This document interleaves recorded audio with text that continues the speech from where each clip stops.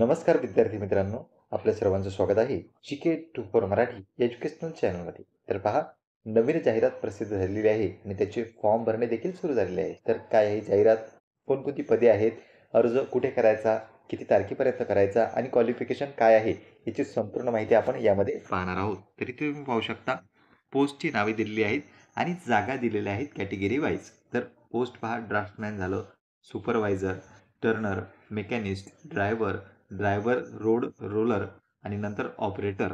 तर अशा विविध जागा आहेत आणि कॅटेगरी वाईज तुम्ही पाहू शकता, युवर, नंतर SC, ST, OBC, EWS प्रत्येक कॅटेगरीसाठी जागा आहेत. अशा एकूण टोटल जागा ज्या आहेत त्या 466 आहेत. नंतर पहा मित्रांनो, खाली जर तुम्ही तारीख पाहिली तर 16 नोव्हेंबरपासून अर्ज करण्याला सुरुवात झालेली आहे आणि अर्ज करण्याची शेवटची दिनांक आहे 30 डिसेंबर. 30 डिसेंबरपर्यंत तुमचा अर्ज पोहोचणं आवश्यक आहे, ज्या ठिकाणी तुम्ही अर्ज करताय. पोहोचणं या ठिकाणी का सांगितलेलं आहे त्यांनी, कारण की हा अर्ज ऑनलाईन नसून ऑफलाईन स्वरूपाचा आहे. तर ऑफलाईन पद्धतीने तुम्हाला अर्ज करायचा आहे. बरेच विद्यार्थी या ठिकाणी ऑफलाईन पद्धतीने अर्ज करत नाहीत, त्यामुळे तुमच्याकडे ही संधी आहे. तुम्ही ऑफलाईन पद्धतीने अर्ज करू शकता. ऑनलाईन जर फॉर्म असला तर तो साहजिकच आहे, त्या ठिकाणी जास्त अर्ज येतात. पण ऑफलाईन फॉर्ममध्ये अर्जांची संख्या मात्र आपल्याला कमी आलेली दिसते. तर पहा मित्रांनो, 16 नोव्हेंबरपासून अर्जाला सुरुवात झालेली आहे. 30 डिसेंबर अर्ज पोहोचण्याची शेवटची दिनांक आहे आणि अर्ज या ठिकाणी तुम्ही डेट्स पाहू शकता की कोणकोणत्या डेट्स आहेत, खाली त्यांनी दिलेलंच आहे.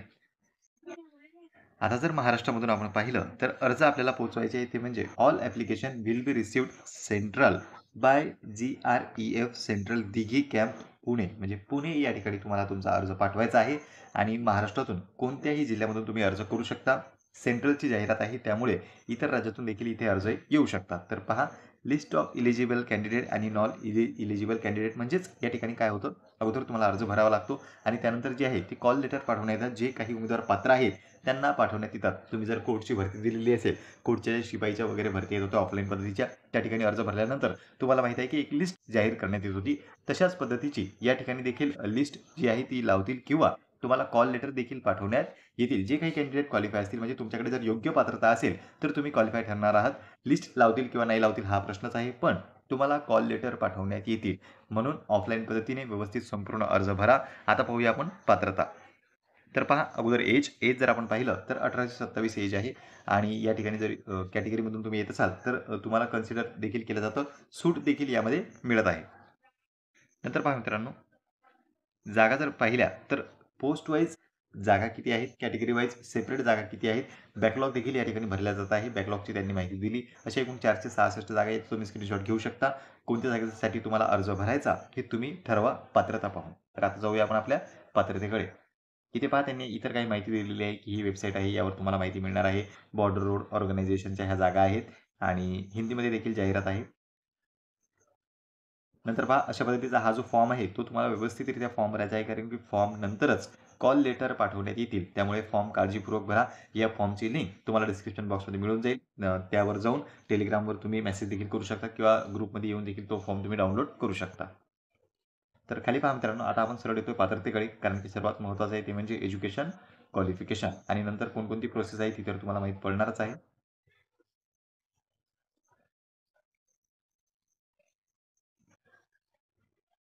इथे पहा, सर्वात महत्त्वाचं ते म्हणजे असं की जनरल कॅन्डिडेटसाठी फी आहे ती म्हणजे फक्त ₹50. तर जनरल कॅन्डिडेट आणि EWS including ex serviceman ₹50 fee आहे. अदर बॅकवर्ड कॅन्डिडेट आहे त्यांना ₹50 फी आहे. SC STसाठी फी नाही आणि पर्सन विथ बेंचमार्क डिसेबिलिटीसाठी फी नाही. म्हणजे काही कॅटेगरीला या ठिकाणी फीच नाही आणि काही कॅटेगरीला फी आहे. ती म्हणजे फक्त आणि फक्त ₹50. ती नॉन रिफंडेबल आहे, याची सर्वांनी नोंद घ्यावी. नंतर पहा, अर्ज कसा भरायचा आहे. तर अर्ज application will be filled up in English and Hindi only. म्हणजे इंग्रजी किंवा हिंदी भाषेमध्येच तुम्हाला अर्ज भरायचा आहे, मराठीमध्ये भरू नये. त्यांनी सांगितलेलं आहे हिंदी किंवा इंग्रजीमध्ये या ठिकाणी तुम्ही अर्ज भरू शकता आणि खाली काही सूचना देखील दिलेल्या आहेत, त्या देखील तुम्ही इथे पाहू शकता.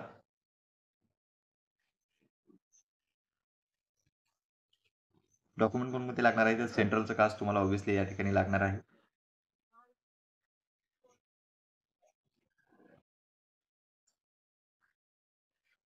आता आपण सरळ पात्रतेकडे जातोय की शैक्षणिक पात्रता काय आहे.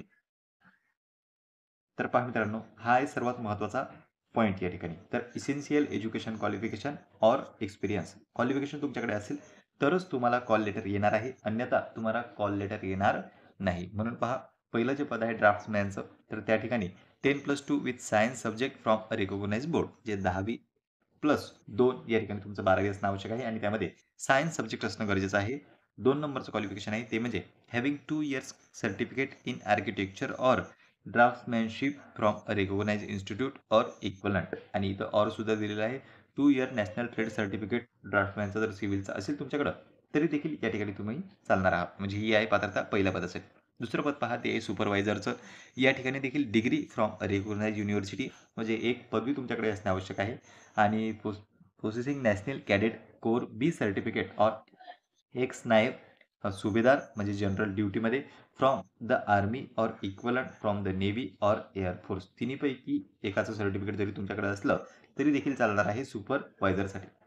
नंतरची पोस्ट पहा मित्रांनो, तिसरी पोस्ट आहे ती म्हणजे टर्नरची. तर must process Turner certificate from ITC or ITI or NCVT.